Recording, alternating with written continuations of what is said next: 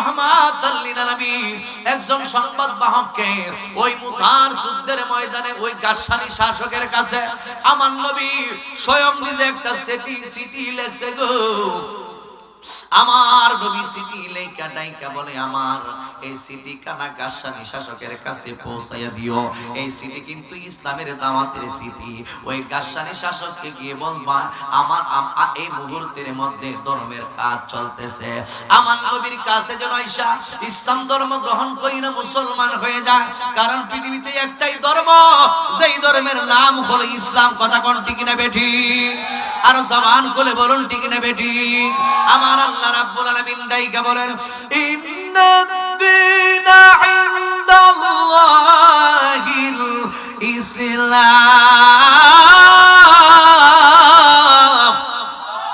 আল্লাহ রাব্বুল আলামিন ডাইকা বলে দুনিয়ার মানুষ আমার আল্লাহ রাব্বুল আলামিনের কাছে একমাত্র সত্যিকারের ধর্মের নাম হলো ইসলাম।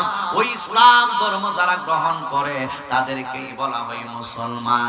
আমার নবী দুনিয়াতে এসে ইসলামের দাওয়াত দেওয়া শুরু করে দিয়েছেন। আল্লাহর নবী রাহমাতাল লিল আলামিন একজন বাহককে পাঠাইছে শাসকের কাছে চিঠিটা পৌঁছায়া দিবা আর আমার কাছে আসার জন্য বলবা। কারণ আমার নবীর ধর্ম ইসলাম ধর্ম আইসা গেলে অন্যান্য যত ধর্ম আছে সব ধর্ম বাতিল। যখন চিঠিটা লইয়া গেছে ওই চিঠি পাইয়া গাসসানীর শাসক দেখা যায় তেল বেগুনে জ্বলা উঠছে। এরপরে ওই দূত আমার নবী যেই মানুষটারে পাঠাইছে উনি সাহাবী, ওই সাহাবীকে শহীদ কইরা পালাইছে। যখন শহীদ কইরা পালাইছে সাহাবায়ে কেরাম সংবাদ নিয়ে আসছে নবী গো, ও ইয়া রাসূলুল্লাহ নবীজি মুতালা মুস্তানে আপনি যেই সংবাদ বাহককে চিঠি লেখা পাঠাইছেন ওই আমাদের সংবাদদাতাকে শহীদ কইরা দিয়েছে। আল্লাহর হাবিব রাহমাতাল লিল আলামিন জানে যখন শহীদ কইরা দিয়েছে আমার নবী অনেক কষ্ট পাইছে, আমার নবী অনেক আঘাত পাইছে। তোর যদি মনে চাই ইসলাম ধর্ম গ্রহণ করবে, তোর যদি মনে চাই অন্য ধর্ম তুমি তোমার ধর্মের এমন কাজ করবা, কিন্তু আমার শাসকটারে কেন মাইরা পালাইলা? আমার দুধবাহক আমার দুধকে কেন মাইরা পালাইলা, শহীদ কইরা পালাইলা? এই জন্য আমার নবী রাহমাতাল লিল আলামিন অনেক কষ্ট পাইছে। এবার আমার নবী সিদ্ধান্ত নিল তাদেরকে এমনিতেই ছাড়া যাবে না, তাদের বিরুদ্ধে আমাকে জিহাদের ভাগ দিতে হবে। আল্লাহর হাবিব 3000 সাহাবায়ে কেরামগণকে ডাইকা বললেন সাহাবীরা তোমরা রেডি হয়ে যাও। ইয়া রাসূলুল্লাহ নবী গো কিসের জন্য আমরা রেডি হইতে হবে? ডাইকা বলে সাহাবীরারি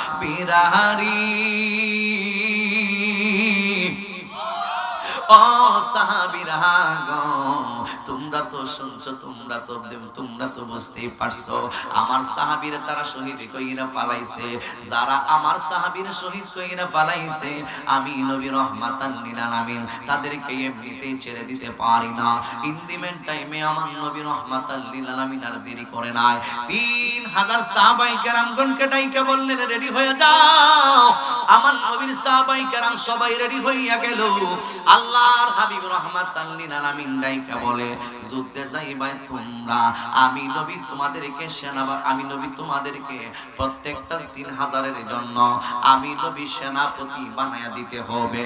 3000 এর জন্য 3 জনকে সেনাপতি বানাইলেন। 1 নাম্বার সেনাপতি হইল আমার নবী রাহমাতাল লিল আলামিনের পালিত পুত্র হযরতে যায়েদ ইবনে হারেসা। 2 নাম্বার সেনাপতি হইল জাফর ইবনে আবু তালেব। 3 নাম্বার সেনাপতি হইল আব্দুল্লাহ ইবনে রাওয়াহা। ময়দানে যুদ্ধ করব মুতায় আমার নবী ডাইকা বলে হে সাহাবীরা যাদেরকে আমি সেনাপতি বানাইলাম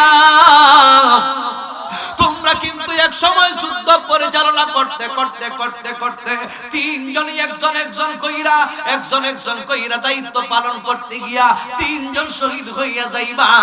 3 জন যখন শহীদ হয়ে যাইবা 4th নাম্বার সেনাপতি তোমরা বানাইও। এই 4th নাম্বার যারা সেনাপতি বানাইবা তার মাধ্যমে যুদ্ধের বিজয় হইয়া যাইব। এবার আমার নবী রাহমাতাল লিল আলামিন ডাইকা বলে সাহাবীরা আমার পালিত পুত্র যায়েদ ইবনে হারেসারে আমি অনেক মায়া করি, মহব্বত করি।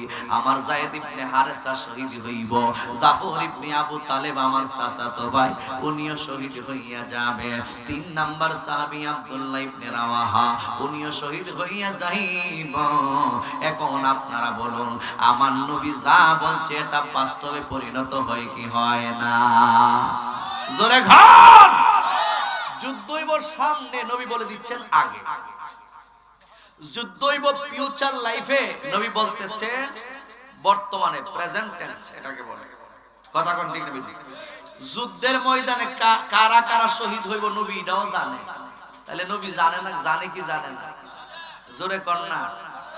দাঁড়ায় যারা রয়েছেন, বসে থাকলে পরিবেশটা সুন্দর হয়, আপনার বসে যান। যুদ্ধই বর সামনে, নবী বলে আগে। তাহলে আমার নবী জানে কি জানে না? وَعَلَّمَكَ مَا لَمْ تَكُنْ تَعْلَمُ وَكَانَ فَضْلُ اللَّهِ عَلَيْكَ عَظِيمًا।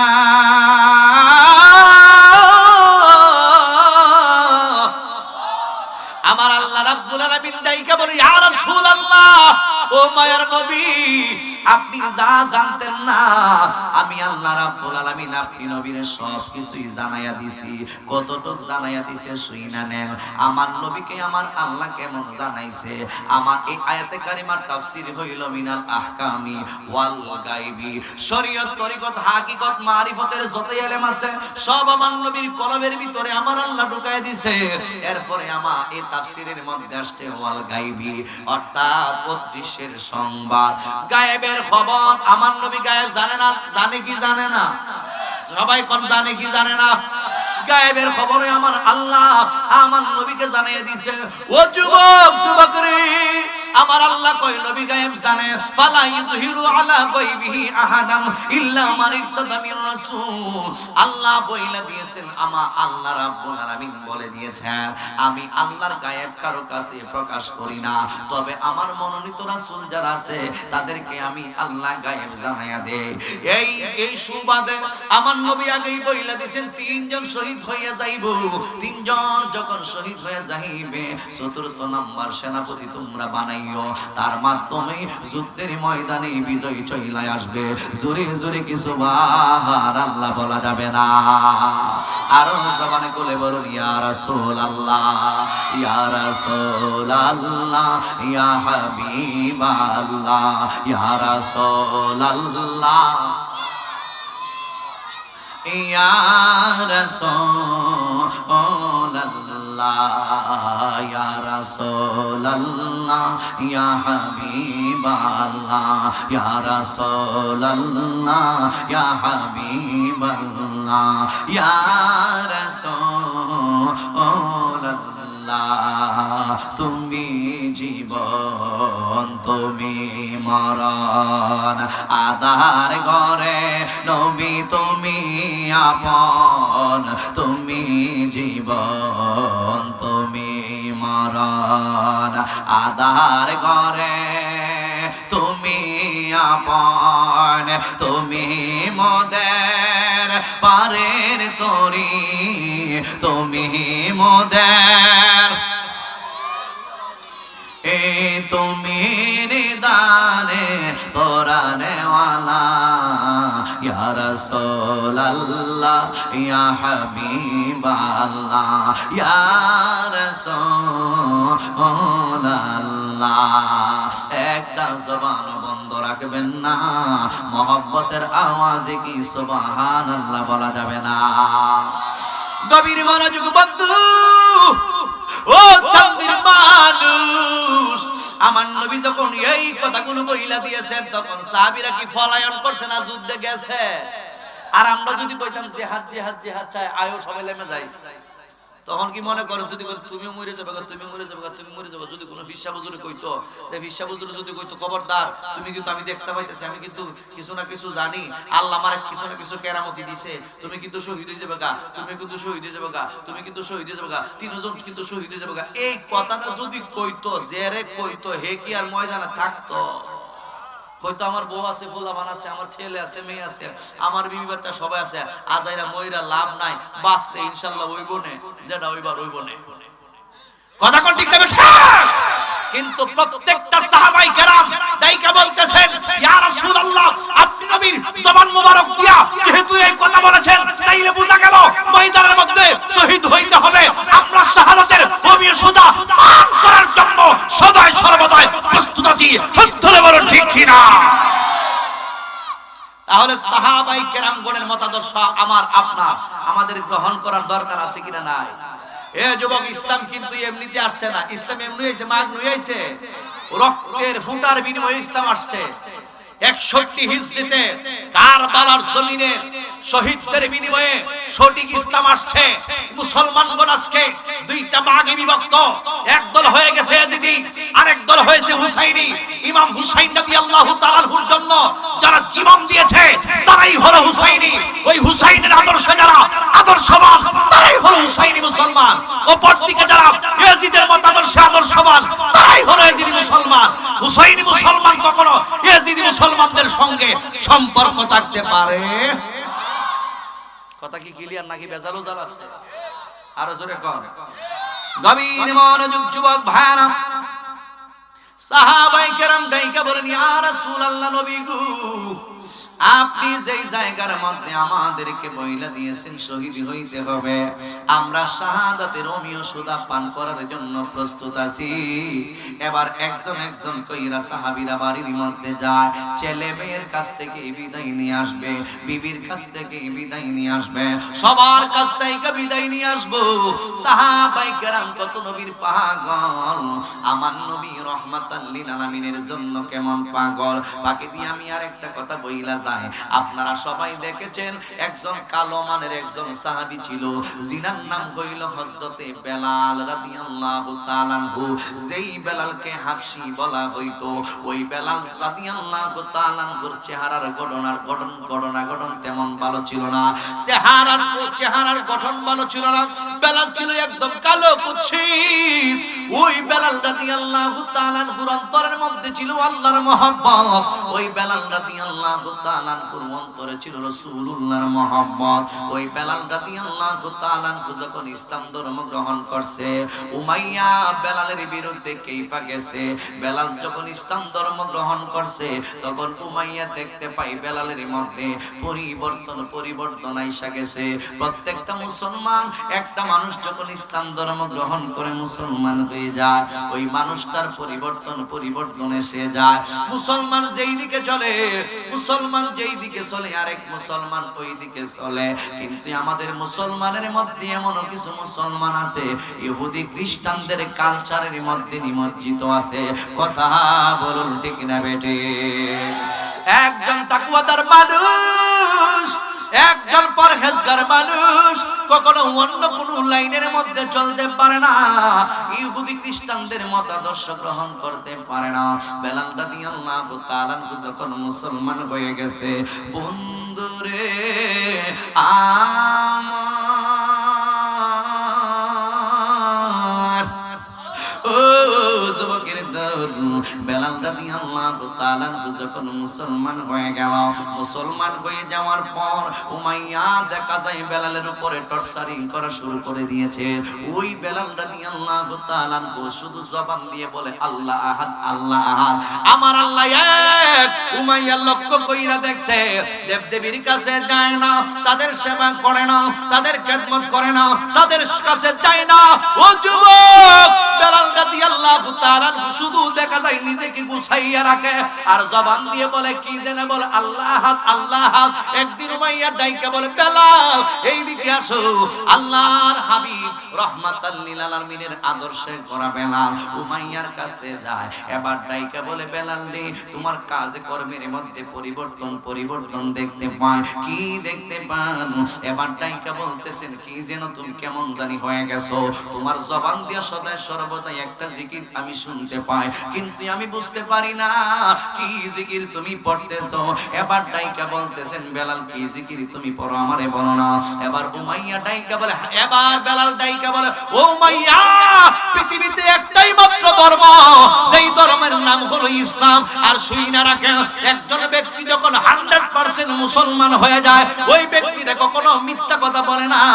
তুমি যখন বুঝাই ফেলাইছো, আজকে এই মুহূর্তের মধ্যে আমার কাছ থেকে পরিচয় নিয়ে যাও, আমি একজন মুসলমান, আর আমি নবীর কালিমা পড়িনা মুসলমান হয়ে গেছি।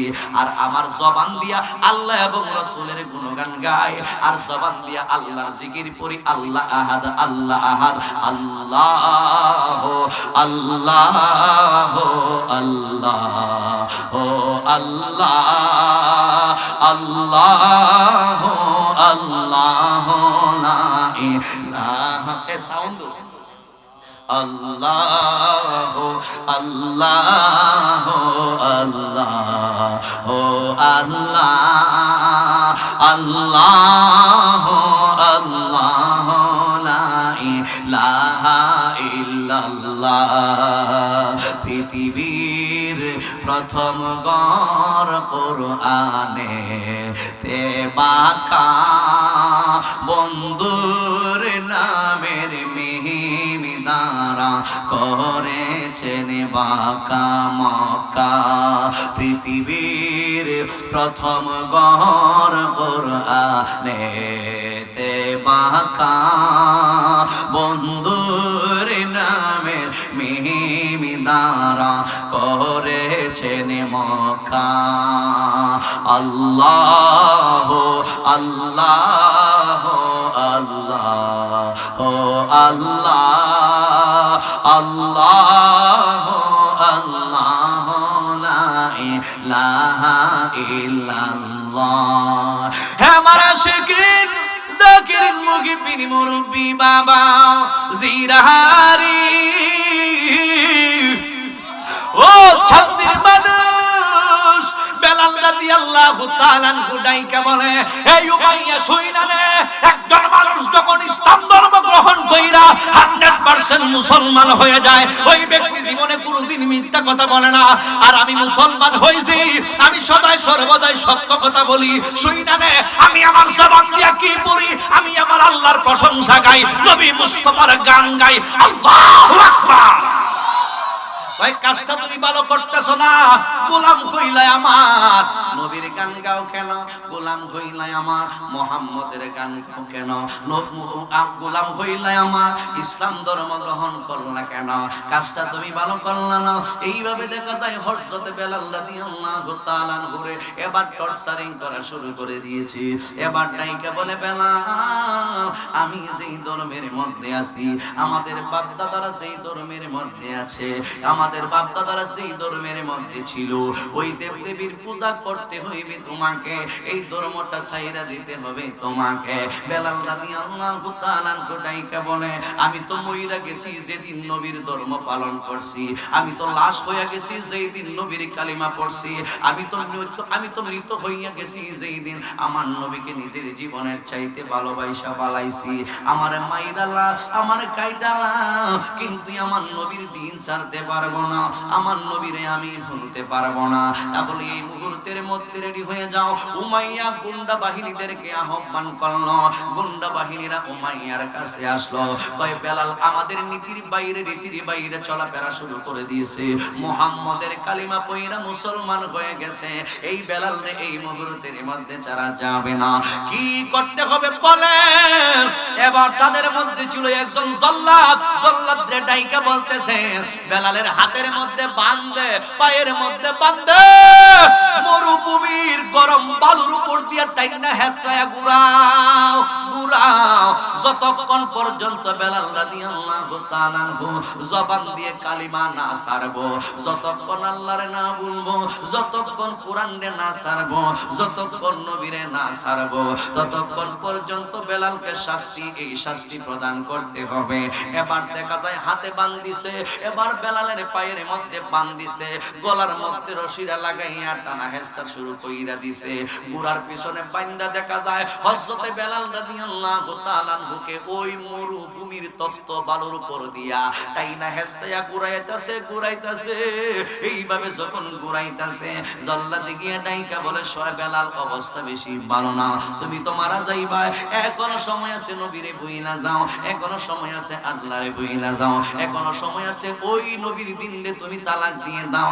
এবার ডাইকা বলে বেলাল, ডাইকা বলে শুনরে জল্লাদ, আমি তোর মনিবরে জানাইয়া দিছি বাঁচতে হলে নবী নিয়েই বাঁচবো, আর মরতে হলে আমার নবীকেই নিয়ে আমি মরব।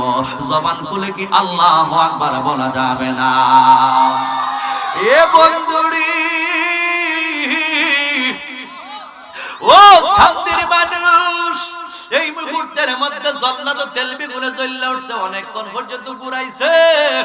এরপরে আমার নবীর সাহাবী বেলাল নবীরে বলে না, আল্লাহরে বলে না, শেষ পর্যন্ত দেখা যায় পেরেশানির মধ্যে পইরা গেছে। জল্লাদ গিয়া ডাইকা বলে উমাইয়ার কাছে, উমাইয়া, ওই আমার মনিব দেখা যায় আপনার বেলাল আপনার কাছে আসবে না, আপনার আনুগত্য স্বীকার করবে না, আপনার বাপ দাদার ধর্ম মানবে না।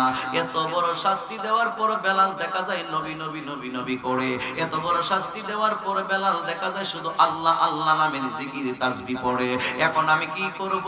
কয় শাস্তির মাত্রাটা আরো একটু বাড়ায়া দাও। কয় এখন কি শাস্তি ওনাকে দিব? এবার ডাইকা বলে হযরতে বেলাল রে, এই মুহূর্তের মধ্যে শীত করাইয়া মাটির মধ্যে শোয়াও।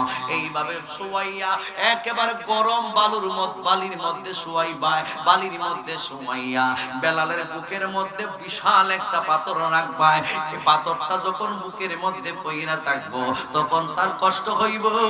এই কষ্টগুলো সহ্য করতে না পাইরা বেলালে আল্লাহ এবং রাসূলকে বইলা পুনরায় আবার আমাদের ধর্মের মধ্যে ফিরে আসতে পারে। এবার ওই শাস্তিটা প্রদান করা হয়েছে। এ যুবক ভাই, এবার দেখা যায় হযরতে বেলালকে মাটির মধ্যে এইভাবে শীত করাইয়া শুয়াইয়া বুকের মধ্যে বিশাল একটা পাথর রাইখা দিছে গো। যেই মাত্র পাথরটা রাইখা দিছে, এই মুহূর্তের মধ্যে বেলাল এবার দেখা যায় পিঠটা একেবারে বুকটা একেবারে পিঠের সঙ্গে লাইগা যাইতেছে।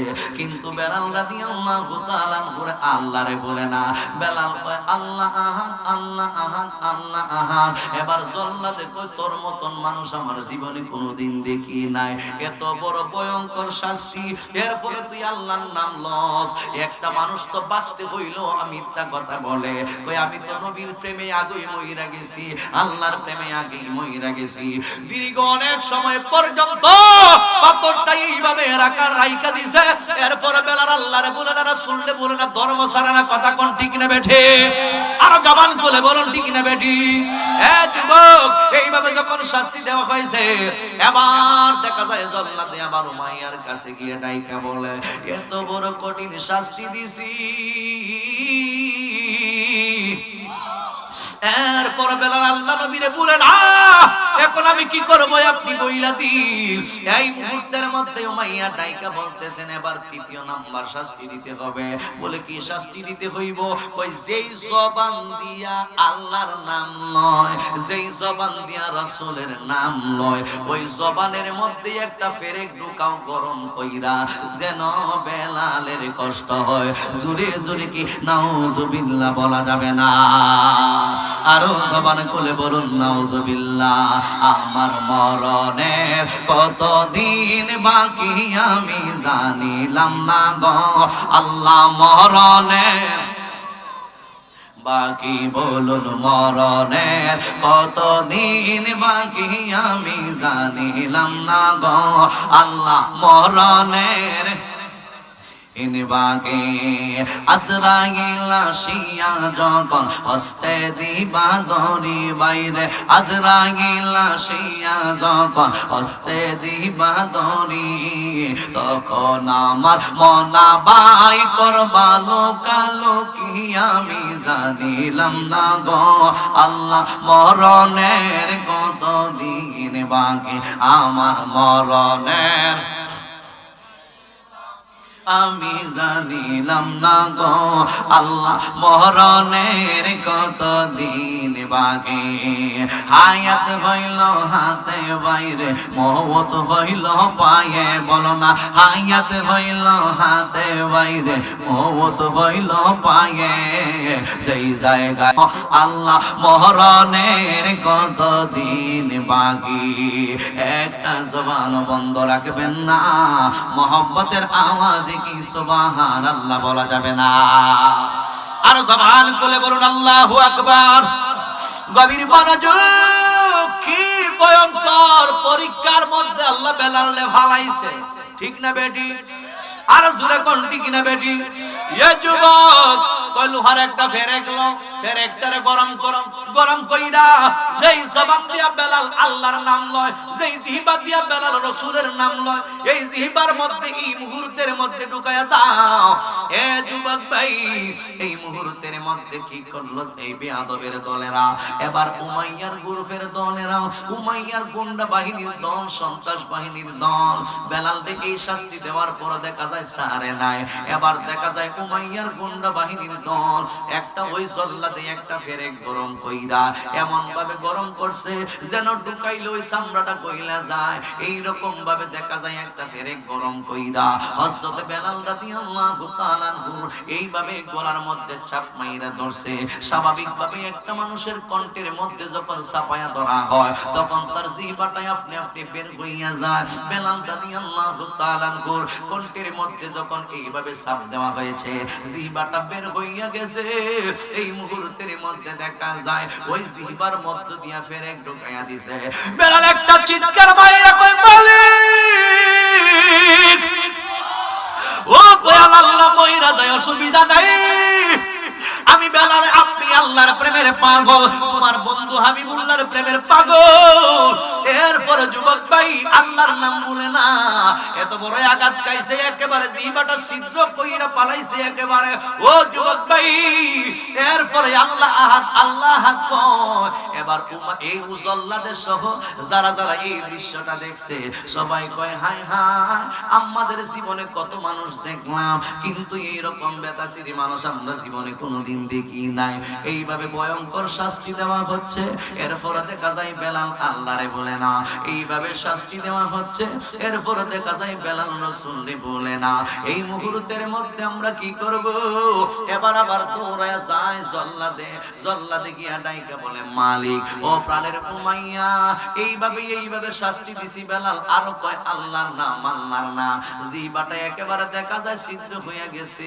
এরপরে দেখা যায় বেলাল আল্লাহ আল্লাহ কয় তাহলে এই মুহূর্তের মধ্যে একটা ভয়ঙ্কর শাস্তির ব্যবস্থা করো ওই কি শাস্তির ব্যবস্থা করব কয় একটা কুটির সঙ্গে লটকাইয়া হাতটার এইভাবে লটকাইয়া বাঁধবা এরপরে কুটির সঙ্গে পাগুলোরে এইভাবে বাঁধিবা এরপরে শরীরের মধ্যে চাবুক দিয়ে আঘাত করবা চাবুকের আঘাতটা কিন্তু মারাত্মক চাবুকের আঘাতটা কিন্তু ভয়ঙ্কর কারণ চাবুকের আঘাত কিন্তু একটা বডির মধ্যে যখন লাগে তখন তার অনেক কষ্ট অনুভব হইব যতক্ষণ পর্যন্ত বেলাল আল্লাহ নবীরে না ছাড়ব না যতক্ষণ পর্যন্ত মানব ততক্ষণ চাবুক চলব যদি কই এখন থামে আমি ওই ধর্ম চাইরা দিছি এরপরে তুমি চাবুকের আঘাতগুলো বন্ধ করবাই কই ঠিক আছে এবার দেখা যায় ধারাবাহিক ভাবে বেলালের হাতটারে এইভাবে বাঁধিছে পাগুলারে কুটির সঙ্গে লটকাইয়া বাঁধিছে কথা কন নাউজুবিল্লাহ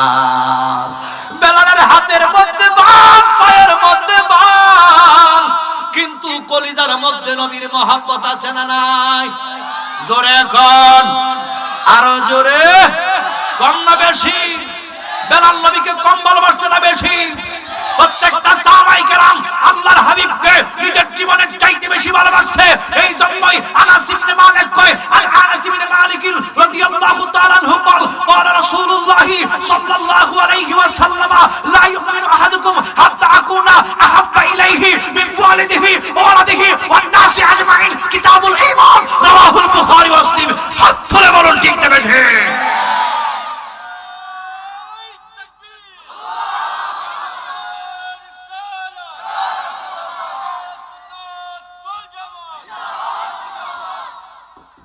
হাত বান্ধিবে পা বাহান দিবি মোহন বাহান দিবি কে মোহনে।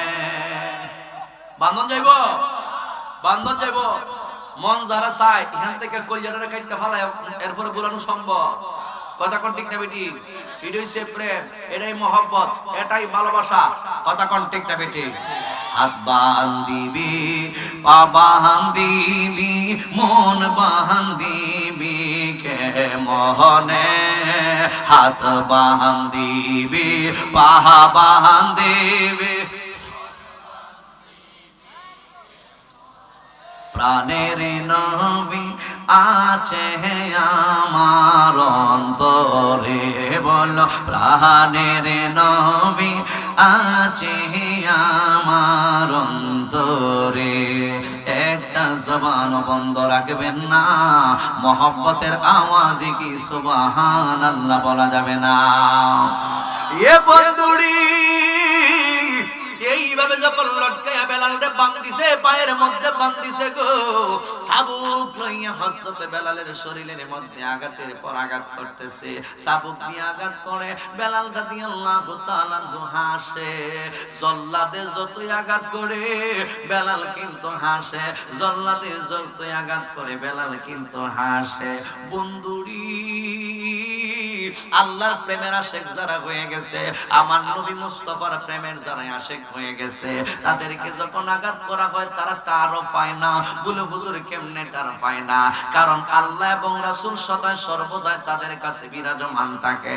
হযরত হুসাইন মনসুর হাল্লাজ উনাকে যখন এইভাবে শুলির মধ্যে লটকানো হইবে, হযরত হুসাইন মনসুর হাল্লাজকে যখন উনার এক একটা অঙ্গ প্রত্যঙ্গ কাইটা দেওয়া হইতেছে, সমস্ত উনি জবান দিয়া পড়ছে আনাল হক, আনাল হক। ওই ব্যক্তি নাকি আল্লাহ শিরিক কইরা লাইছে, কুফরি কইরা লাইছে। এই হুসাইন মনসুর হাল্লাজকে রাখা যাবে না। শুলের মধ্যে সরানোর আগে যখন উনার হাতগুলো কাইটা পালাইছে, উনার পা গুলো আস্তে আস্তে কাইটা পালাইতেছে, এইভাবে যখন এইভাবে সবগুলোকে উফরায়া পাল ফেলাইতেছে, জিহ্বাটা পর্যন্ত কাইটা পালাইতেছে, এই অঙ্গগুলো কাইটা কাইটা যখন একটা জায়গার মধ্যে রাখতেছে, এক একটা অঙ্গ তাইকা বের হয় আনাল হক, আনাল হক। জোরে জোরে কি সুবহানাল্লাহ বলা যাবে না? শেষ পর্যন্ত ফাঁসির কাস্টে ঝুলানো হয়েছে। ফাঁসির কাস্ট ঝুলাইয়া হযরত হুসাইন মনসুর হাল্লাজ দুনিয়ার সবাই দেখতেছে, এত কষ্ট, এত কষ্ট। এই কষ্টগুলো দেখা অনেক মানুষ দেখা যায় চোখের পানিগুলো যাইরা যাইরা কান্দে, অনেক মানুষ দেখা যায় বেহুশ হইয়া পইরা যাইব, এমন একটা ভাব লাইগা গেছে যুবক ভাই। শেষ পর্যন্ত বাদশাহ দাইকা বলতেছেন সমস্ত অঙ্গ প্রত্যঙ্গগুলোকে এক জায়গার মধ্যে কইরা আগুন দিয়া জ্বালায়া দাও। আগুন দিয়া যখন জ্বালায়া দিছে, আগুন দিয়া জ্বালানোর পর দেখা যায় আংরা হয়। কথা কোন ঠিক না বেটে?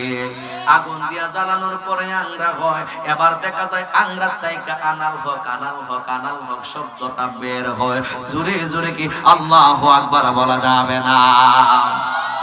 কার কাছে বলিব দুঃখ, কার কাছে বলিব দুঃখ, দরদি মিলে না, আমি কই না মনের কথা, কই না আমি, কই না মনের কথা, কই না। বলুন কার কাছে বলিব দুঃখ, কার কাছে বলিব দুঃখ, দরদি মিলে না, আমি কই না মনের কথা, কই না আমি। আমি জানি মুর্শিদি বিনে, আমি জানি মুর্শিদি বিনে রাসূল তো মিলে না, আমি কই না মনের কথা, কই না। জবান খুলে সবাই বলুন সুবহানাল্লাহ। কবির মনোযোগ যুবক ভাইরা, এবার দেখা যায় আংরা তাই কানাল হক, কানাল হক শব্দ বের হয়। এবার বাদশা কয় হায় রে, মহা মুসিবতের মধ্যে দিয়ে পইরা গেছি।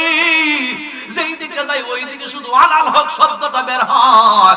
এবার ডাইকা বলে 10 নদীর পানির মধ্যে ফালায়া দাও আংরাগুলো।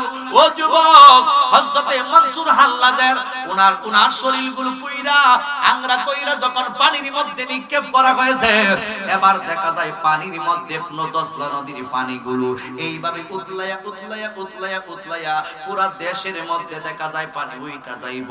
এবার ওই হযরতে মনসুর হাল্লাজ আগে কিন্তু বইলা গেছিল, হে আমার খাদেম, আমি তোমার একটা কথা বলে যাই। কি বলবেন? কই আমাকে এইভাবে এইভাবে আল্লাহর ওলিরা কিন্তু জানে, আমাকে এইভাবে এইভাবে সুলদণ্ড দেওয়া হবে, আমার অঙ্গগুলো কেটে ফেলানো হবে, এরপরে শেষ পর্যন্ত আমার এই অঙ্গগুলো দশলা নদীর মধ্যে নিক্ষেপ করা হবে। যখন দশলা নদীর মধ্যে নিক্ষেপ করা হবে, দশলা নদীর পানিগুলো উতলাইয়া উতলাইয়া আসতে থাকবে, তখন আমার একটা জামা মুবারক নিয়ে ওই নদীর মধ্যে ফালাইয়া দিবা, এরপরে ওই নদীর পানিগুলো স্থির হইয়া দাঁড়াইয়া যাইবে। সুবহানাল্লাহ। শেষ পর্যন্ত খাদেম যখন এই কাজটা করছে, এরপরে বন্ধ হয়ে গেছে, কানাইলে বাগদাদ জমিন ডুবে গেল। কথা কোন ঠিক না বেঠি? যাই হোক, ওই দিকে গেলাম না। এবার দেখা যায় হযরত বেলাল তো আরো নবীর সাহাবী, ওই বেলাল রাদিয়াল্লাহু তাআলা করে চাবুক দিয়ে আঘাত করে। বেলাল হাসে। আবু বকর সিদ্দিক ওই রাস্তা দিয়ে যাইতেছে, রাস্তা দিয়ে যাইতে যাইতে প্রতিদিন উনাকে যেইভাবে শাস্তি দিত, আবু বকর কিন্তু দেখতো, দেখা দেখা দেখা দেখা নবীর কাছে গিয়া কইতো, নবী গো, বেলাল রে এইভাবে মারছে, নবী গো, বেলাল রে এইভাবে আঘাত করছে, নবী গো, বেলালের এই কষ্ট সহ্য করতে পারতেছি না। যেই দিন চাবুক দিয়া লটকাইয়া বাইন্দা ফিলারের সঙ্গে বাইন্দা যেদিন হযরতে বেলালকে এইভাবে যখন চাবুক দিয়ে আঘাত করা হইতেছে, ওই দিন বেলাল আর সহ্য করতে না পাইরা নবীর কাছে গিয়া ডাইকা বলে, ইয়া রাসূলুল্লাহ, বেয়াদবি মাফ করবেন, আর কত জুলুম সহ্য করবে বেলাল? ও নবী, দয়া করে আমাকে অনুমোদন দেন, অনুমতি দেন, আমি হযরত আবু বকর যত দিনার দিরহাম লাগে না কেন, সমস্ত দিনার দিরহাম দিয়া বেলালকে কিনাই না আপনি নবীর কদম মুবারকের মধ্যে দিব। বাড়ি গিয়া কইন আল্লাহু আকবার, আর জবান খুলে বলেন সুবহানাল্লাহ। আযান দিয়া দিছে তো। যাই হোক, এরপরে হযরতে বেলাল রাদিয়াল্লাহু তাআলা করে আবু বকর গেছে কিন্তু গেছে, কই বেলা, তোমার এইভাবে চাবুক দিয়ে আঘাত করে, তুমি হাসো কেন? কই আমি জানি আবু বকর তুমি আইবা, আমারে কিনা লইয়া যাইবা, আমি জীবনে অনেক কষ্ট করছি, কিন্তু শোনো কিসের জন্য? ওই নবীর জন্য। নবীর প্রেমের বাজারে বিক্রি হইব, নবী তো আমার পরীক্ষা করতেছে, আমার নবী আমাকে পরীক্ষা করতেছে, আমি আমার নবীর প্রেমের বাজারে বিক্রি হইব, আমি কেন কান্না জড়িত কণ্ঠে আমার নবীর প্রেমের বাজারে বিক্রি হইব, আমি বিক্রি হইব আশ্চর্যের চেহারা। এই জন্য আমি বেলাল রাদিয়াল্লাহু তাআলা আনহু যতই আমার আঘাত করুক না কেন, আমি হাসতেছি হাসতেছি হাসি মার্কা চেহারা লইয়া নবীর প্রেমের বাজারে বিক্রি হওয়ার জন্য। ধরে বলুন ঠিক কি না? আওয়াজ রাখো, মুহাম্মদে দুরূদ শরীফ পড়েন, আল্লাহুম্মা রিদা পিছন দিয়া